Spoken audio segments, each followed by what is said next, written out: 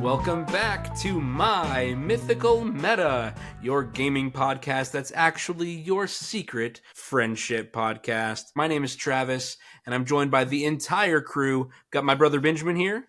Hello. And my two good friends Derek and Randy are here. What's up? What is up? Welcome back. Today's episode is all about leveling up your RPG skills, your role-playing skills. We are going to give some tips on how to be a great player. So, listeners, here's our call for comments. What are your tips for being a really great RPG player? What are some level up tips that you learned that makes your DM and your other players really love when you come to the game? We've got a Patreon shout out today. Today's episode goes out to Celery. Celery, thank you so much for your continued patronage and support of the show. We're so glad you're here. We hope that you are learning great stuff about gaming, and we're so glad to have you. Listeners, you can become patrons by going to patreon.com/mymythicalmeta. Let's get to today's topic. We're talking about leveling up our role-playing game skills, our RPG skills. And guys, who are the people who most naturally need to level up and improve? Noobs. The players. Noobs. Newbies, the new players, the people who have showed up. Maybe they're at their school club. I know that that's getting really popular right now, and it's so awesome to see that D&D has gotten, way more mainstream. It's cool to be in the D&D club at school. Like, I don't know about cool. I don't know about cool. Less nerdy. It's less still social nerdy. outcast. Less outcast. There you go. It's less social outcast than it's ever been before. And we want you to be the kind of player, newbie, who the other people who have been playing, they're like, yes, I really hope that they stay in my game. Or, yes, I'm so glad that they decided to join. We want you to be that player. And the tips we're going to give today, we've got 4 tips. These 4 tips are going to help you level up from new player to the coveted player that other people want to play with. Your other players and your DM, they're going to want you in their game if you can do some of these things that we're going to talk about today. Yeah. Real quick, it's important to note that when you're leveling up your RPG game, it's not like leveling up other games where you learn strategy tips and you learn how to all the glitches and you learn all those things. RPGs are not, you don't really win them the same way. You win them by having the most fun. Yeah. I mean, yes, there are missions to do, there's puzzles to solve, there's all that stuff, and getting good at those things will help, but ultimately... And there's min-maxing to do. Yes. There's strategy to uncover. Exactly. Yeah. There is that stuff to do, but you don't win an RPG by becoming the best min-maxer. That's just not how RPGs work. So we're going to teach you the actual ways to become a better RPG player. You're so right. Like, I can learn all the ins and outs of Dungeons and Dragons strategy and how to, max out my damage per round or whatever. But if I don't have a game to play in because nobody wants to play with me, like, I certainly did not win the game. Yep. Like, I made a character, and at best it was just a thought exercise. Yeah. I didn't play the game. Like, by definition, I did not play D&D if I didn't hang out with other people to do it. So, all right. Derek has got our first tip. Do you guys think this is the number 1 tip? I think they're all good tips. But or are these tips in no particular order? I do.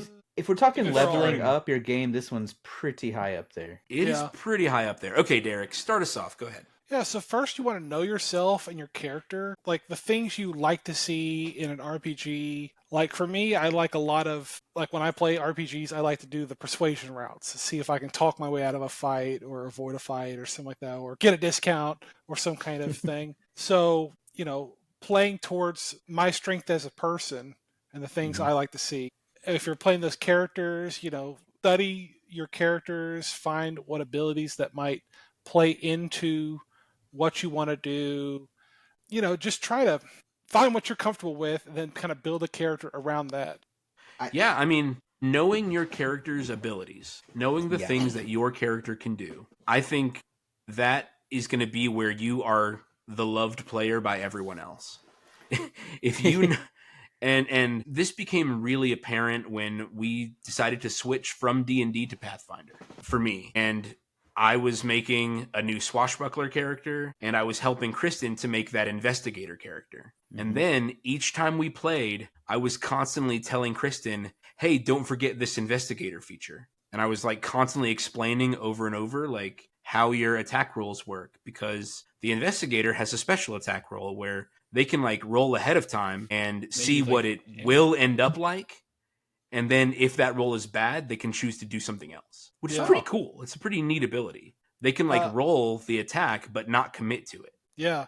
I was thinking also like in D&D, there are like the spellcaster classes that some of them let you change what spells you have prepared every night. Some let you change them when you're leveling up, constantly figure out what's working, what's not, and then, be prepared to make that change. Yeah. And obviously we're talking about Dungeons and Dragons or Pathfinder here, two notably very crunchy games. I think there is a lot of study that goes into those games just because they're catalogs of magical lore almost by nature. Like that's just the way those games were designed. But in any role-playing game, take the time to see what abilities you picked and then take the time to know what those abilities do. Yeah. Because it's nobody else's job to know what your character can do, right? Like, how can you play the game if you don't know what to do? We were talking before the episode, and if I'm playing Baldur's Gate and I pick up an item, I saw a lot of people online saying this, have a candlestick in your inventory.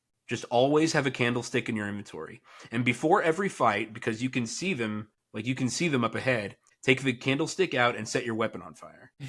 Like, that's an ability that's in the game. And if I don't know about it, then I'm never, ever, ever going to use it. So if your character is an investigator, but you spend the entire game never doing investigator things, well, then not only you, obviously, but your entire party has missed out on the investigator.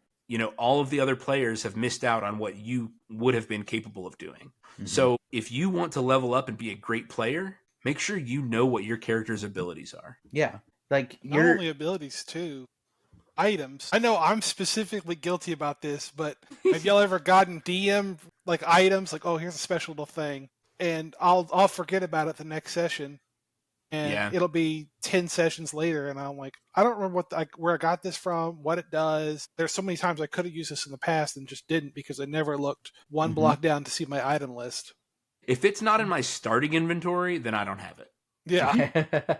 Yeah, I can't tell you, as a DM or storyteller or whatever it is, how frustrating it is to design a game or a session knowing, okay, that player has this tool to solve that problem, that player has this ability or spell to solve the problem or whatever, and designing your path, and then they get there and they don't know what their own character does, so they don't solve the puzzle, they don't make the right rolls or checks, they don't pull the thing out of it. You're like, I gave them the key to open this door last session, and they don't look down and go, does this key open this? And so they're sitting there trying to knock down the door. There's a group on YouTube called Viva La Dirt League. Yeah. And they have a couple of shorts that are exactly this, where it's like a character has like a pendant, and it's like a 6-star or 6-pointed star pendant or whatever. Yeah. And they come to this door, and it's like, the door seems to have no normal keyholes, but there's there is this thing in the middle with it looks to be like some sort of 6-pointed like slot, almost like something's supposed to fit in there, and the character's just looking at it like, that's crazy, man. What is that supposed to mean? And the DM's just like, okay, like maybe do an investigation check. 1. Okay. And we, the audience, sees his character wearing the pendant. Wearing the pendant. And then they have another one very similar to that. But they're trying to like get over a wall. They're trying to sneak into something. Yeah. And the character's just holding a ladder. Guys, how are we going to get up this wall? This is crazy. No, he has a ladder that he picked up last session. Yeah. For this. But he's just carrying it there, just like. Yeah. I've made lots of characters who have that dungeoneering pack, and it comes with 50 feet of rote and pitons. And then whenever it comes time to climb, you're like, I guess I'm just going to grab boulders with my 2 strength. Guys, I have no idea how to climb. I have no idea what gear could possibly be used for this. And then I look at my inventory and it just says Dungeoneer's pack, and I'm just like, I don't know what's in the Dungeoneers pack, y'all. Yeah, Surely that's a why you need backpack, to but I think list that's it. out those pack items. Yeah. Yeah. If So I've got one of those starter kits, I assume I can do anything I need to do. If I need to climb something, I climb something. If I need to swim, I've got flippers in there. Whatever. Derek uses it as a Batman utility belt. Yeah. Oh, you need a remote Shark listening repellent. device? I got that right here. perfect. Yeah. You need a cell phone? It's a What- pine what cone. do you need? Shh. Hello? Yeah. Ascending stone? Yeah, exactly. That's not in there. So you knowing what the items you have, what abilities you have, are going to make the game go much more smoothly. Chances are your DM designed portions of their story with your character in mind, and you can't play the game without knowing your character. So make Yeah. sure that you do that. I also wanted to add writing down a list of what your character can do in terms of like actions. So there's actions, Especially in reaction, combat. bonus actions. Yeah. Mhm. So I know that we've all probably been in the situation where we could have done something that would have 100% helped and solved all of our issues, but it's like, oh, I kept forgetting that I had this reaction to like do an extra dodge thing to give Yes. me extra chances to avoid this or that or disengage. I'm a rogue and I forgot that I had disengage. It's like Yeah. He's just sitting there getting beat on over and over again. this makes no sense. How am I supposed to dip and dive out of the shadows? Disengage. Use your disengage. So things Yeah. like that. Just write, and have them written down as like, okay, these are my list of potential actions I have. These are a list of potential reactions that I can do. Like, okay, this is a healing reaction. This is a dodging reaction. This is a grab an arrow out of midair before I get shot with that reaction. Yeah. Things like that. A And lot of of course- character sheets, like pre-made character sheets, they'll try to do that by saying like, here's all your weapons, and they'll put them in a space with like, here's your weapon modifiers and the damage it deals, and like they want to organize all that information into one, but no character sheet is perfect for what every character needs. No. Yeah. So you got to just flip that bad Homebrew boy it. over to the back and say, here's my SOP in combat. Here are the things I need to know Yeah. about all the time, because these are going to be my most often used tools. Yeah, and Yeah. it's like pull up Google Docs, pull up something, an Excel sheet, whatever you need to do, Mm-hmm. and like type all that stuff out. And if you Yeah, have there's any tons of- combos, like this Oh, my series of goodness. things will do like a force multiplier or whatever. Yeah. Write that down. So if you've got 3 actions in a round and it's like aim plus focus plus shoot, and that gives you some bonus, write it down so that you know. Yeah, precisely. My swashbuckler character has like fighting style plus trip or disarm plus finishing move. Mhm. Like while somebody's knocked down, they can do like a finishing move on them. You got to have those things written down and know what order it's going to be in, because if I don't ever use that order, then I'm missing out on the bonuses from the finishing move every time I'm in combat. Yep. It's a smaller thing also, but also writing down, like, let's say I have a sword, like, oh, this is a D20 plus strength to attack, so it's a plus, 3 Four. plus 20 or whatever the number is. Just writing that down right there where you don't have to like constantly like, what is this one? Is this strength? Is this dexterity? And then like say you like, I'm going to hit him with my sword and then I'm going to punch him in the face as a second action. Writing down like, oh, that'll just be a D4 and strength or dexterity or something like that. Something real simple you don't have to like, what is this? You don't have to be annoying about like, what's it to attack with this? Is this dexterity? Is this strength? Like just simple things like that also. Yes, just look those things up ahead of time. I think this note that we're saying right now, know your characters, know your abilities, I think that is one of the biggest hurdles for new players. Mm-hmm. And obviously that's to be it's expected. a lot of new things getting thrown Yeah. at you. Because you're going to be learning the system, you're going to be learning what combat looks like, what all of the abilities look like. You're going to be learning keywords and the jargon, the lingo, the lexicon of the game you're playing. But this is going to be the biggest level up. If you can learn these things and spend some time, go back to our episode titled "So You Want to Get Good." And it's all about devoting time. Is if you want to get good at something, you need to devote time to it. And if that means before you go to bed, reading over your class features in the player's handbook again, like that is something that's going to make you a better player by spending the time to look over your available moves, your available actions, and the things that your character can do. The last thing I want to add to this first point, though, is when it comes to like knowing your character. Of course, it's like we mostly listed like character sheet, character like player character things. Like this is what I need to know about the character, or like how to like run them in certain ways. But also just know your character and like what's their motivation. Yeah. Do they have fear? Do they have family? Try to flesh that out as much as possible. Now, don't write pages and pages, but a couple paragraphs, please. And it's just general, knowledge of like, hey, they did this before becoming an adventurer. They have these, like people in their lives. Like, oh, he was a soldier and he had this one battle, and this is like it scarred him for some reason, mentally, physically, whatever. Write all that down, give it to the DM, because then the DM can be like, okay, I can bring in your old flame from whenever you were a farm boy. I can bring all this in. Yeah. Or I can play on your character's fear of spiders. Now, if you write that your character has a fear of spiders, and then you don't forget to act it out. Yeah. And then you go and you get like, caught in a giant spider web and you get Frodo'd and spun up and don't be like, I bravely cut out of it. Nah, act like it. You're cowering. Yeah. Or have a moment where your character's having to like realize I have to move past this or I'm going to die. Mm-hmm. There is all the technical bits, but don't forget the fun roleplay bits. Right. So you want to know your character through and through in that way as well. Yeah. You're at the tavern and you look up and there's Tina. Who's Tina? Oh, who's Tina? Yeah, exactly. Who's Tina? I don't know. Your background said Tina, the love of my life, the woman I would never ever forget, the woman that I dream about every night. That Tina. Yeah. Yeah. Mm-hmm. Knowing yourself also includes knowing what you like to play. Derek likes to deal damage in combat. He likes to be the barbarian or the fighter or the whatever. I like to suplex. I think Derek would be miserable playing any the druid healer. Support. Yeah. Yeah. It's not a glamorous job. The only cleric Derek will ever play is going to be a war cleric. Because war cleric they can tank and they can deal damage. Yeah, I don't mind tanking. I'll be the tank. But even like in Marvel Rivals, I can't stand being the healer. It is too much stress. It's the most important job you can have.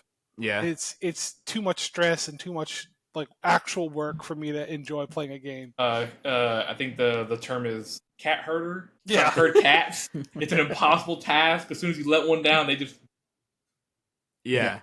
But know what you like, because if you're playing something you don't like, you're going to have less fun. You probably won't be as effective. You're gonna miss out on an ability that you have somewhere. Speaking of Marvel Rivals, I think this is why I like playing Captain America, because he's got like 2 abilities.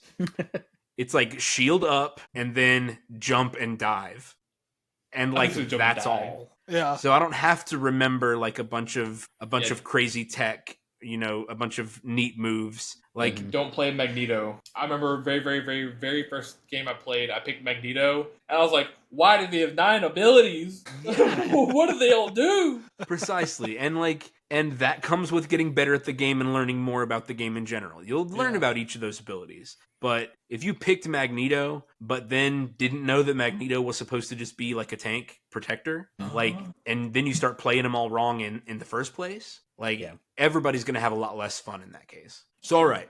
Number 1 was know yourself, know your character, know your abilities, and know your equipment. For new players, that is the biggest level up, is learning the game that you're playing. And that's going to apply to any role-playing game. All right. Number 2. Randy. Number 2, interact with the world. Interact with other players, other NPCs, and the environment. I think for me, the main thing is kind of goes back to what I was saying with number 1, what your character's motivations are, so that whenever you're in the game, it's like, okay, what your character is looking for. Okay, if your character is trying to level up or upgrade their gear, and they get to a new town, okay, well, is there an armor merchant? Is there a blacksmith? Is there a magic place that will cast runes on my gear for me to upgrade it. Know what it is that you want to look for in the environment. You know, and because that again that helps your DM be like, okay, yeah, there is a blacksmith here. They can do this kind of stuff for you, blah blah blah. But it helps your character progress. It may help the story progress, or if if it's like a story beat item, it's like, okay, we're looking for a town hall. Like, okay, so it's like, we enter. Do I see any signs that say town, courtyard this way or anything like that? Be on the lookout, I guess, and know what your character is trying to find. Yeah, and interact with the world like that. You definitely want to ask your DM lots of observational questions, right? Anywhere you're in the tavern, you're in the dungeon, you're walking down the street, constantly be asking, "What do I see?" Right? You're in the forest. What do I see? What do I hear? What do I smell?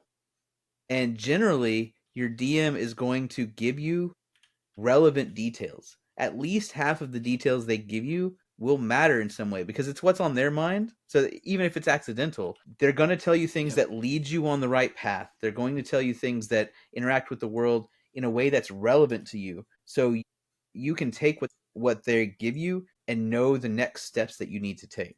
You can also be more direct with that and ask them questions about, like, do I see any spiders? Right? Or like Randy was saying, do I see the armorer? I think it's very important to understand that the DM designed this world kind of with a plot and a goal and some things in mind. And the more that you talk to people, look for things, interact with the environment they created, the easier it will be for you to make decisions that flow with the story. A lot of new players, I think, struggle to know, okay, I walked into a town, but I don't know what to do. Like, what do I do? Well, just ask the DM what you do. You could say, what do I do? And most DMs won't want to tell you. But if you say, what do I see? Now they're going to kind of tell you what to do next by saying, well, you see a road and you see a sign that says town hall that way. I guess I go to the town hall. Bounty board. Oh, yeah, see a bounty. Exactly. No DM is going to tell you see a bounty board if they haven't crafted 2 items on that bounty board. Yeah, absolutely. It does not exist otherwise. Yeah, I mean, they're only going to say the things that really matter. It's like an escape room, okay? If you've ever done an escape room, the facilitators at the beginning will nearly always say, if something is supposed to move, it will move easily. And a lot of them will say the 2-finger rule. Okay, you could push it with 2 fingers, or you can use 2 fingers to move it around. And if it's not supposed to move, then don't force it. It's supposed to stay stuck. So in terms of the role-playing game like this, the DM is going to give you things that move easily. That's the details they're going to give you. So if you step into the dungeon room and you hear a click and you smell something that smells like gasoline. Well, those details matter. They're important. Yeah. They're not going to give them to you. They're not telling you smell the mud that Derek stepped in on the way in. They're telling you smell gasoline. Yeah, they're telling you the smell that matters. And in the same way, if I'm the dungeon master and somebody, walks into the town and they say, I want to pick up on the local town gossip. Well, let me promise you, the first person that they talk to will know the gossip. Yeah. Okay, if they go to the bar, whether they go to the barkeep, a guard, a random lady at a fountain, okay, or her 2 kids play in the fountain, the first person they talk to is going to know the town gossip. Okay, because why would I, the DM, make that harder for both me and for you by saying the first person doesn't know? Yeah. Imagine walking around town all day, all literal real-time day, looking for the right person. Right? What did we get together for? That would be absurd. Yeah. But if I'm playing Divinity Original Sin 2, there are 3 townspeople, and all 3 of them have a quest for me. Okay, every single person matters. I mean, there are Sandbox DMs out there. I think that I know that I, as a player, would be furious if I asked the DM, okay, I'm going to try to figure out the local town gossip, and I'm just going to walk up to the first person I see in the town square, and he's rolling high-low every time to see if that person knows anything. Are you kidding me? Like, that's just an exercise in futility. That's wasting my time. Yeah. Right? Yeah. Like I don't need you to roll to see if I got lucky and ask the right person. You are God. You can control that luck for me. Right. So At that point, it's like, okay, I ask the next 10 people I see, roll 10 of your dice. Okay, 4 of them do something, tell me what they do as a whole. Like, Jesus. and that's kind of what I mean, though. A really good player, and that's what we're talking about, is being the good player and leveling up. You ask pointed questions. Mm-hmm. Or just say that your character is going to do something. I've talked about this character in the past before, too. He was a fighter, but he was very interested in local lore. That was just something that was like legends and folklore and whatever. And every time he went into dungeons, he was always taking a charcoal rubbing of like carvings on the wall. That's a really quick way to set off a trap. Yeah. But I was going to do it anyway. I was like, my character's the fighter. I've got the HP to tank whatever it is. And it's a quirk that I think is interesting for my character. And when there's not a trap, I'll learn something cool. Mm-hmm. You know, like take chances, make mistakes, get messy, be active. I think that's what I want this point to be about, is being active in the world rather than being that person in the party member who just leans back and lets everybody else ask the questions. Like Randy mentioned, your character has a motivation to be here. So think of that and ask a question based on it, or move around the world with that motivation in mind, especially with your other players. You know, get into role-playing scenarios and talk to the NPCs and ask questions of the environment. Get in there and get messy. Yeah. I think one last thing on this one is if your DM seems like they're not responding, they're like, that townsperson doesn't know, that townsperson doesn't know, you don't see a sign that says anything like that, it's likely to mean that that's not the direction they want you to go, or you're barking up the wrong tree. You have, you've reached a dead end on this investigation, whatever, and they want you to go in the places that they're describing. And a lot of people will cry, railroading, whatever. No, it just means they weren't prepared for what you're wanting to do, right? Yeah. Or it means that they do have something cool planned and they want you to discover it, but you took some throwaway thing that they said earlier and got an idea, and that's just not the case.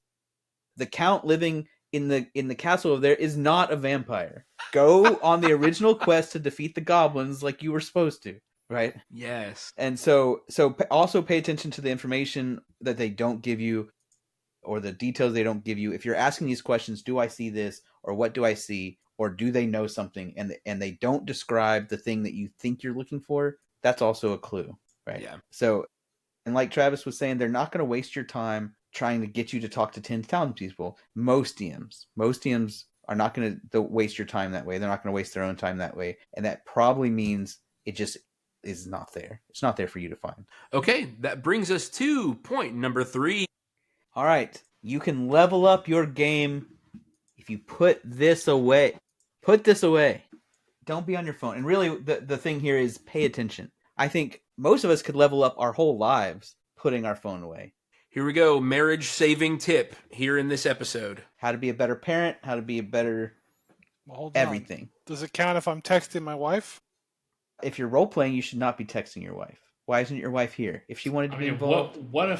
What kind of that role is the role playing? play? But she's my best friend. Maybe Valentine's is this weekend so and we got to do a little pre-role playing through texting. Yeah, okay. But if she's your best friend, why isn't she here playing with you? If you want to hear more, sign up for the Patreon. There It's time you go. for the boys. All right. My Mythical Meta After Dark. Obviously, there are times when you need to check in with the wife or husband or whatever. Or there's times when you need to make sure your kids are okay and say goodnight. Whatever it is that you're doing. Obviously, I'm not saying that you should not own a phone. But what I'm saying is that role-playing in particular is one of the most attention-intensive activities that you can do. Everyone is doing things. It's theater of the mind. Even if you're playing with hexes and grids and figures, the vast majority of the action happens up here. And the only way you can have the same picture in your head as the other players and as the DM is if you are listening and engaged. And the DM is giving you clues. The other characters are describing the action. The story is happening, and you will miss it. And you won't be as good a player. People don't want to play with the person who, I rolled low on initiative. All right, let me know when it's my turn. Yeah. And then you get to it. It's excruciating to watch that. Yeah. And so, okay, it's my turn. Who's close to me? it makes the combat take forever, or whatever encounter it is take forever. Let's say that you're not the persuader person. You're not Derek. Derek wants to go haggle, right? And so you walk in, you're like, oh, you're gonna haggle? Okay, let me know when you bought your sword. And then that haggling involved some special detail about your mission, or it involved, oh, there was something else for sale that your character might have been looking for, or whatever. You missed that whole thing. You are no longer the good player, because it's like in real life, it's like the four of you walked in and one of you had a stroke. Yeah, no, I know exactly what you mean. I just walked in, disassociated. That they into just the wall. phased out. They just had an one of the out-of-body- characters in the world just goes. And they're like, is he Think okay? about- It's like he'll be back in 5 minutes. Think about have you ever walked up to somebody and you started talking to them, and then 4 minutes later they were like, sorry, did you say something? And that's so frustrating. I am him. You're doing it twice now. You're doing it to the characters Derek in said the world, that's me and weekly to your on this friends. pod. I can't help it. I have concussions. No, he doesn't. No, you don't, Derek. I've had them before. When? Who knows when I crack my head open? Okay. I'll say maybe that one time whenever you dove into the shallow end of a pool. And that one time in high school when I fell out of the truck and landed on my head. Okay, maybe Derek does have concussions. so You much. did middle school football too, right? Huh? Did you do middle school football, Derek? Yeah. I mean, if you get a concussion in middle school football, I mean, We was weak. hitting them. You're weak. So, all right. So, they mentioned it's like an escape room. Have y'all ever done an escape room and somebody was on their phone during the escape room? You're Yes. gonna lose. I Not think the with very, our very group. first escape room. Oh, you're totally right. There Oh my was a God. girl and a couple of her friends, and they were On my sitting on the first couch. one. And I think they were sitting on a the couch. clue. They were sitting, on the couch, had a clue underneath one of the cushions, but they were sitting on the couch, and so no one's gonna hey, get your I'm mad Oh, at blood them up. again. Yeah, we I made a think rule that's to one of the never few we ever didn't- do escape rooms with strangers again. Like never combine groups. I think that's the only escape room that I've been in where we didn't win. Yeah. I Yeah. think, yeah. So if Because of randos. yeah. So I think it's such an easy way to level up, but being fully engaged in the process of I am here, I'm acting, I'm learning, I'm engaging, I'm being a friend, I'm knowing my abilities, all that stuff just involves your attention. And Yeah. giving something your full attention is really the best way to level up anything. This is my word of wisdom. You want to level up in your life, pay attention to what you're doing. There you go. Especially driving. Driving. Especially Yes. driving. No, driving is where I dissociate the most. Yeah. I just get home and think, how did I get here? home? I've Wasn't done I it just before. Roads? at Chuck E. Cheese? What? I don't need roads. You use teleport. My Yeah, your body's car's just going the to get teleportation home by device. itself. My body knows the way home.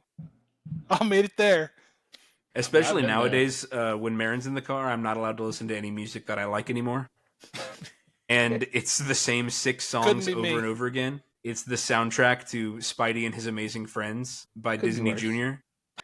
So You say it couldn't be you, but it's probably right on the corner for you. so No, it's 6 songs. Just imagine choosing 6 of the worst Fall Out Boy songs. Because just the 6 lead Fall Out Boy singer songs? who does all everyone of is the a banger.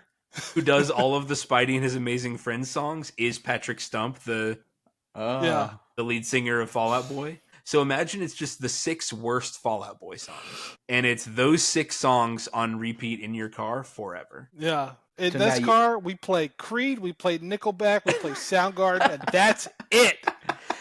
Now, to be fair, about 2 of those songs are bangers. And I'm like, okay, 2 of these songs are good. You know But that the you dissociation can- rate is very high. You know that you can lie to your children, right? They don't have any And- other and songs. That's it. They yeah, don't have Soundgarden. yeah. You can say, like I'm out of replays for that song today. I can only play it 3 times before I have to pay more for it, and I don't have that kind of money. Sorry. Yeah, but Randy, I love my daughter. Then introduce her to new stuff. Our There you kids go. Are constantly We wanting, are introducing her to new stuff. yeah. Culture Our kids- her. Our kids are constantly like, okay, we're gonna have a movie night. Can we watch movie we've seen 20 times? And we're like, no, Yep. we're gonna introduce you to a new movie from our childhood. And they complain and whine and like, no, and they will literally throw a fit, and then we'll play it, and they'll go, that was amazing. And then you're like, we're gonna watch The Ghost in the Darkness, and you're gonna like it. We're going to watch Panic Room, It's gonna Marin, change your and life. you're going to love it. Lines are going to be around every corner. You're gonna have nightmares tonight about being in the Serengeti, and you're gonna see Val Kilmer in his prime. You understand? Don't you see your appreciate it? fictional wife and your fictional child, even though you yourself are only 7 years old, get jumped on by a lion after getting off a train. All right. All right, Travis. What's Point the last number point? 4. Let's round off this episode. Point number 4. Make decisions based on the game, Yeah. based on the character that you're playing, based on what the DM has prodded you to do, and share the spotlight. Make decisions based on what you have natural reasons to do, like natural, logical reasons to do. So this first one is motivation. The game is going to feel more natural if you do things your character has reasons to do. So this goes back to remembering your character's motivations. Why are they an adventurer? Is it just for the money? Then do things with that aim and think, okay, what were the conditions of the bounty, or what were the conditions of this adventure? What's going to get the highest payoff? Bringing him back alive? Okay. And you should actually like try hard to do that. You remember that that's what your character's here for, is the money, right? You know, your Han Solo whatever. So Han Solo doesn't want to just shoot and kill every possible thing because the bounty is lower if he does that. Okay? Yeah. Same with Boba Fett, you know, the best bounty hunter in the galaxy, according to legends. Getting the money is harder. And so the adventure he has to take, the steps of that adventure, are more involved, more in depth, and those steps are harder. Okay? But as we've talked about, you know, especially in a storytelling game like this, doing hard things is rewarding. Okay, so if you want that big money reward that your character's after, do the hard thing, which is hard, you know, tie him up, get him back alive, protect him from an ally who wants to kill him. That's interesting, right? That's an interesting conflict if one ally, one party member has a personal vendetta against him and wants to kill him, while another party member wants to keep him alive. Like, that's a conversation, that's role-playing that can happen, and it doesn't have, like, that is a share the spotlight moment, where you both get to be in the scene together, trying to figure out how you both get what you want. Using your character's motivations to make interesting choices. Yeah. Make decisions that are based on the game. If your character is a lawful good paladin, you get your power from the literal plane of goodness, then you're probably against wanton killing. And that's a choice, that's an action that your character has to make as you adventure. We mentioned this earlier. You will be more effective at decision making if you pay attention to your DM. If you listen to the clues that your DM has given you, and you ignore the clues your DM has not given you. And I will admit that sometimes I'm guilty of this. Randy will be describing, you know, some portion of the adventure or whatever, and I think, the mayor's got to be in on this. And Randy's like, the mayor has absolutely nothing to do with this adventure. Like, he's just a slumlord. The mayor has never heard of him before. But of course, my character thinks that it's bigger and bigger, and well, this goes to the top, you guys. but then it doesn't. Well, if Randy at no point in any part of the adventure has given me any clue that it goes higher, then it's pretty likely that it doesn't go higher. Okay? Because if it did, Randy might have said something like, yeah, the slumlord walks out of the town hall meeting shaking hands with the mayor. Like, a good DM is going to give me a clue that leads to those wild accusations. So if they don't do that, when the DM tells you no several times in a row, that you're probably barking up the wrong tree. Yeah. Like, that's what we're getting to here. Yeah, to kind of tie So- these two things together, because it kind of, I think, like, following the DM and following your motivation might sound different, and especially share the spotlight, which I think you were about to get to, might sound different.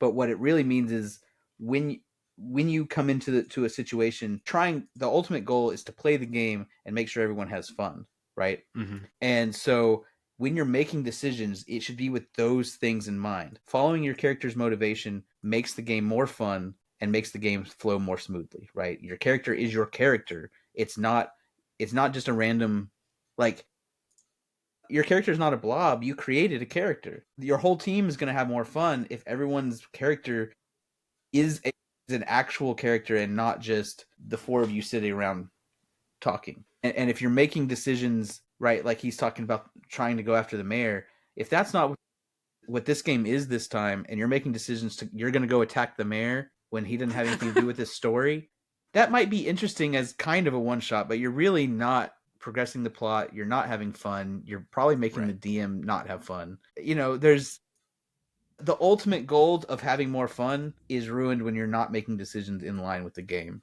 right? With your character and with the plot. Yeah. Yeah, Benjamin, you kind of gave me a crystallizing thought here when you said that you should be making decisions based on the enjoyment and the fun of everyone. Your own fun is handled when you follow the motivation of the character that you made, because those were the expectations you set for yourself. I'm going to make this character because I think that that's fun for me, and I'm going to give them these goals. If I reach these goals, then I had fun. But your DM is a player. They want to have fun playing too. And so you should consider what they've provided for you. And I want to tell any player out there, whether you are experienced or not, your DM worked harder on the game than you did. Yeah. Okay. I assure you, there is no amount of work that a single player can do that will affect the story or the world or the environment of the game as much as the DM did. And when you provide the DM with opportunities to share what they created, you're looking out for their fun, which we at My Mythical Meta, we think that's a good thing. Yeah. You should be concerned with the fun of everyone. And then that's where we get to this last part, sharing the spotlight with the other players. The other players who made a character like you, they have their goals. And it is not a zero-sum game where only some goals can be accomplished. Okay, you all can have fun by sharing the spotlight, and you all get to have your characters go on your adventures together. So RPGs are like a combination of acting and wish fulfillment and that power fantasy. And the other half is like reading a comic book. Sometimes you get to be the hero and do the thing that your character's really good at. But sometimes you get to see the cool stuff that other people came up with. And that is going to make you more fun to play with by allowing everyone else to have fun. The example I want to bring up here, I am currently editing our last Martian colony game. And the mech that I made for my character is all about hacking computer programs, remote control, like remote shutdown, all sorts of stuff about taking enemy mechs down without actually harming them. Meanwhile, Randy's mech has this huge Gatling gun that just shreds enemies to pieces. That creates a really fun dynamics, and I'll just say that every time I watch Randy get a one-turn KO, a one-action KO on an enemy mech, I think every time, man, I should have done that for my mech. Every time. But because we made different characters, because we specialized in different things, it opens up more branches for our team to do, more actions and more possibilities for us to discover in the game. Randy can kill some targets while I disable other targets. And I'm going to use that disabling to steal, gather information, to plant viruses or whatever. Our characters are doing different things, and those different things are going to help us both accomplish our fun, our goals in the game. Yeah, and in that, it's like, sometimes it may sound like more fun, like you're saying, it's like, oh man, I wish I had made a character that could just shred someone in one turn, but it's like, well, that's not your character's goal. So going back to our first point, your character, like, while the player may be like, that sounds fun, the character that you want to play is searching for someone. Yeah. And it's counterintuitive for them to blow every single mech up and not have a body to search for. Yeah. It's like you want to search among ace pilots to try and find your son. Yeah. I'm not looking for him. Yeah. So it's like, I'm not here to do that. I'm here, like, I hate the government, main character. My character hates the government. Randy steps into a re-education camp.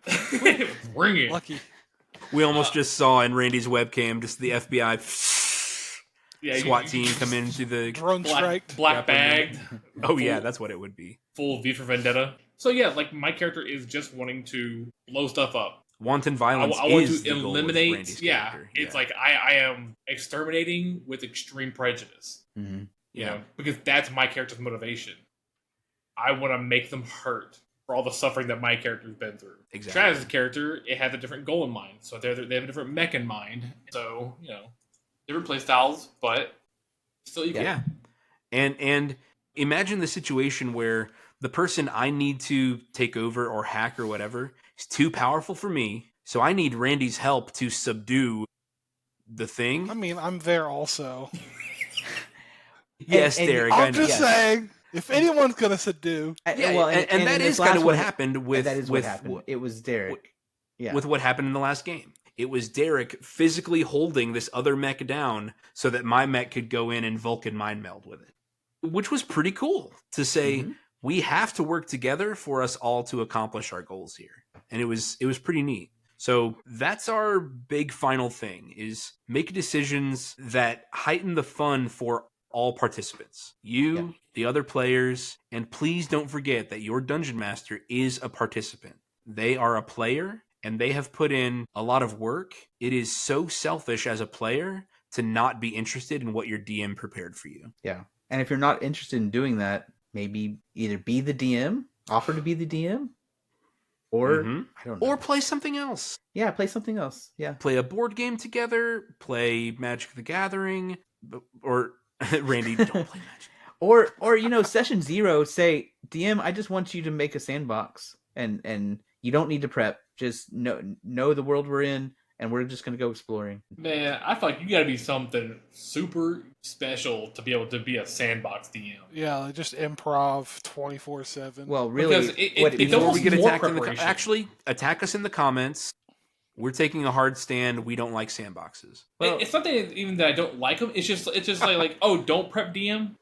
No, it's more prep. No, It's let me like, tell you how you do Sandbox DM. You just take the last 10 campaigns that you ran, take all those character sheets and all those monsters, and you sit them next to you, and you go, okay, go exploring. And they just randomly come across them? Yeah, and you just roll a die, you're like, and there's a dragon there! Roll initiative.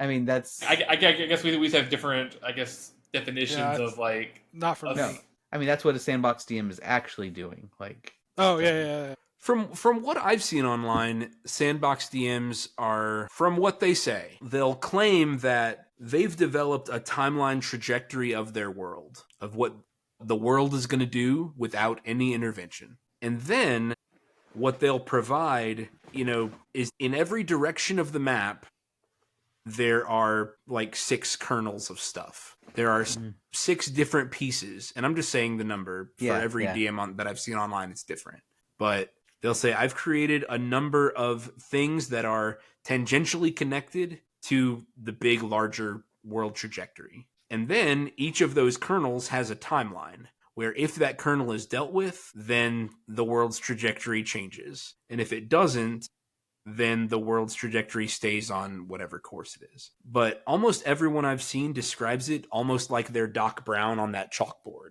And they're like, here's all my alternate timelines of the world. Which That's to me too seems crazy. I don't know how Yeah. I could plan that. Yeah. But To that's me, how it some seems people like like it's a to do lot it. I more don't know. prep to be a sandbox. Because it's like versus I have a very like clear design and railroad if you want, but it's like I like this is the story that I want us to experience together. How we get there, Mhm. But it's like this is the overall beaten path I want y'all to take, but you don't have to stay on this one rail, If you take a shortcut around it, that's fine. But it's like, and then if it's the sandbox, it's like, okay, it's that exact same thing in 360 directions. Because now I gotta figure out what the whole world is doing, not the one city I prepped. It's like, well, this city was doing this, but they're having a fall harvest festival, and these people are mourning the loss of a prince, and these people are doing this, and it's like to me that seems like so much more. Yeah. I'm like, and now I'm planning the entire world constantly moving, constantly evolving. Yeah, no. When I think of Sandbox DMing, I don't think of an end goal. It's like you're not on some grand quest. You're exploring, and so there's just going to be a bunch of maybe not random encounters. It's almost like a bounty board. I prepped 3 bounties for you, right? Choose which one you're going to go.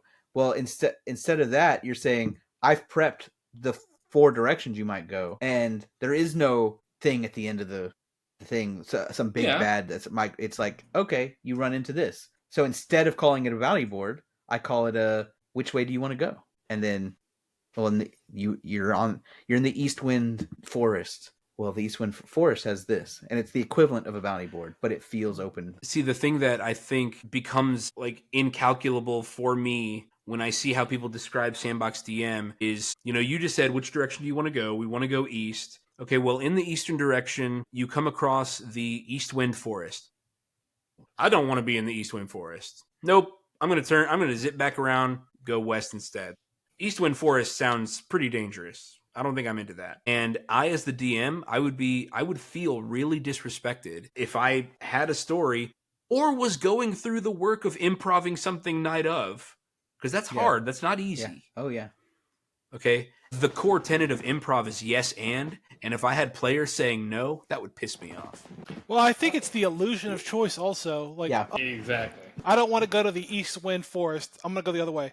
Okay, now you've walked into the West Air jungle. And it's the same stuff. It just, nothing just changes reskin except the it. names and stuff. Instead of elves, you're fighting trolls. Yeah. I have seen a funny post on the internet where it's like, on the top of the hill overlooking the town, you see a terrifying castle, a terrifying dark castle. It's like, nope, that is not on our agenda today. We're going to turn around. It's like, well, on the other side, as you're walking along the coast of the beach, you see a terrifying dark castle. It's just a teleporting castle. It's a teleporting castle that is constantly moving in front of the player's group. All roads lead to the terrifying castle. So, Sandbox DMs, come for us in the comments. We want to hear how you do it, and I will be there fighting the good fight, saying there's no way it can possibly work. And Derek, will you be in the comments at all? I don't know how to get there. What's our website? What's our YouTube channel? Our YouTube channel is not called Eldorado Gaming anymore. It's called My Mythical Meta. Woo, getting that SEO working for us. Y'all So think now I'm dumb, but I'm actually a Segway king. I set y'all up with softballs all the time. So, you should be able to find our YouTube channel much easier simply by typing My Mythical Meta in the YouTube search bar. Randy, what is our email address? mymythicalmeta@gmail.com. Nailed it. You Awesome. did it. Benjamin, what is our All the same thing Patreon? now. www.patreon.com/mymythicalmeta. Nailed it. Remember, these 4 tips. These are tips for new players. If you want to go from the newbie who has never played and you want to be invited more because you had fun on your first session or because you watched Stranger Things and it looked like fun, these are the things you can do.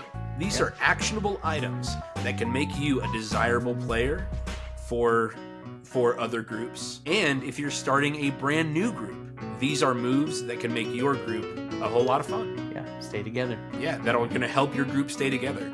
Any last comments from anybody else? Nope. Have fun. Yeah. Have fun. Listeners, thank you for listening. Derek, Randy, Benjamin, thank you guys for being my great friends. Adios. There you guys.